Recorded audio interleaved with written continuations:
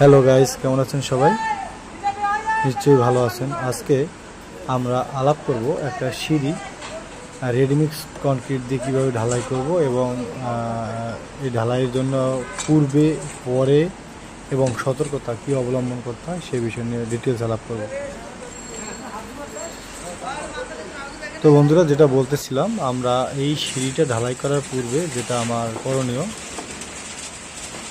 সেটা হলো সিঁড়ির রড আমি ড্রয়িং মতো চেক করব যে রডের ডায়া, রডের স্পেসিং, তারপরে রডের লেন্থ এবং বাধা, ক্লিয়ার কভার, ওয়েস্ট স্ল্যাবের থিকনেস, ট্রেড রাইজারের মেজারমেন্ট বা রাইজারের মেজারমেন্ট, এই ডিটেলস মাপগুলো আমরা চেক করব এবং লেভেল চেক করব।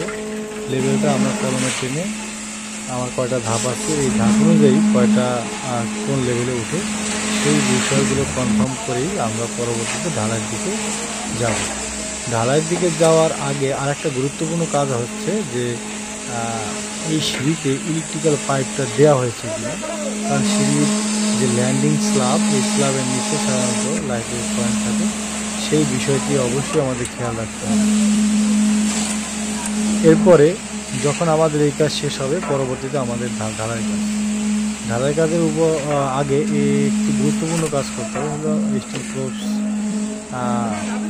ভালোভাবে টাইট দেওয়া হয়েছে কিনা। আর একটা বিষয় হলো এই সিঁড়ির ভিতরে কোথাও কোনো লিকেজ আছে কিনা, অর্থাৎ যেখানে কনক্রিট করলে ভাইব্রেট করলে এটা পড়ে যেতে পারে, সেই বিষয়টি চেক করতে হবে। এরপরে আমরা ঢালাই করার সময় কী করবো সেই বিষয়ে আলাপ করছি।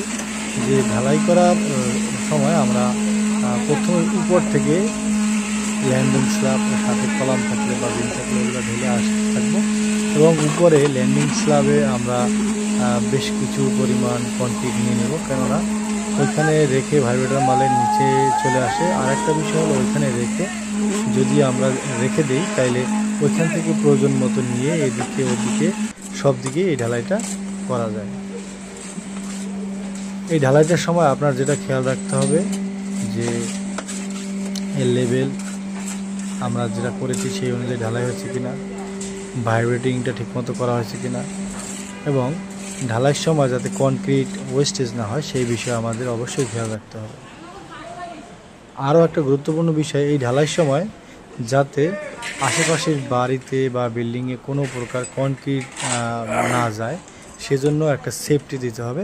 সেই সেফটিটা অবশ্যই পলিথিন অথবা তিরপল দিয়ে হতে হবে, কেননা চট যদি কোনো কারণে দেওয়া হয় সেক্ষেত্রে চটের গ্যাপ থেকে পাম্পের যে স্পিডের কারণে যে নরম যে মশলাটা থাকে সেটা চলে যেতে পারে পাশের বাড়ির জানালা বা ওয়ালে। তো আর একটা বিষয়, এই সেফটির সময় যারা এই সিঁড়িতে কাজ করে তারা অবশ্যই সেফটি বিষয়টা মাথায় রেখে কাজ করতে হবে, কারণ এরপরে আসলে আর জায়গা নেই, ডানে বামে দেখা যায় যে আর জায়গা নেই, টোটালটাই ফাঁকা। তো এই বিষয়ে খেয়াল রেখেই আমাদের সিঁড়িটা ঢালাই করতে হবে। কনক্রিট দিয়ে রেডিমিক্স কনক্রিট দিয়ে ঢালাই করার সময় এই বিষয়গুলো মেনে রাখলেই আমাদের ঢালাইটা সুন্দরভাবে হবে। পরবর্তীতে আমরা কলম ঢালাইয়ের জন্য সিঁড়ি ল্যান্ডিংয়ে যদি দেওয়া লাগে সেই বিষয়টিও কনফার্ম করব। ধন্যবাদ সবাইকে সাথে থাকার জন্য। ভালো থাকবেন সবাই, ধন্যবাদ।